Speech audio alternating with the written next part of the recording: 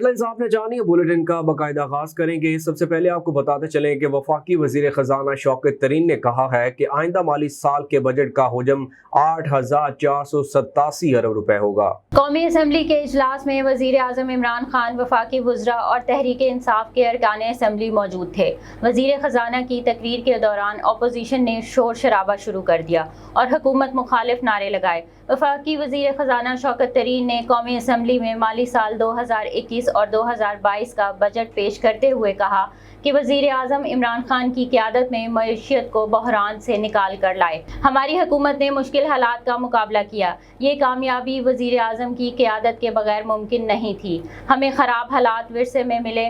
Current account खसारा 20 अरब dollar की बुलंद तरीन सतह पर था। वजीर आजम की सरबराही में मईशियत को बड़े बहरानों से निकाल लाए हैं। उन्होंने कहा कि बजट का हुजम 8,487 अरब रुपए होगा। 20 अरब डॉलर के करंट अकाउंट खसारे को सरप्लस में बदल दिया। साबिक हुकूमत ने कर्ज लेकर ज़र मुबादला ज़खायर बढ़ाए, बड़ा चैलेंज मुल्क को दिवालिया होने से बचाया था। गुज़िश्ता दौर में दरामदात में 100% इजाफा हुआ था। शरह सूद मसनूई तौर पर कम रखी गई। बजट खसारा GDP का 6.6% था। शौकत तरीन का कहना था कि सी पैक के नए मंसूबे 28 अरब डॉलर के हैं।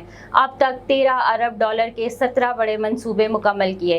21 अरब डॉलर के मजीद 21 मंसूबों पर काम जारी है। रेलवे के ML1 मंसूबे के लिए 9 अरब डॉलर रखे गए। ज़राई शोबे के लिए 12 अरब मुख्तिस किए गए। टिड्डी दल इमरजेंसी और फूड सिक्योरिटी के लिए 12 अरब रुपए मुख्तिस किए। नीलम जहलम प्रोजेक्ट के लिए 14 अरब रुपए रखे गए। हमने खाम तेल की कीमतों में 45% इजाफा किया। आबी गुजरगाहों की मुरम्मत और बेहतरी के लिए 3 अरब रुपए मुख्तिस किए गए हैं।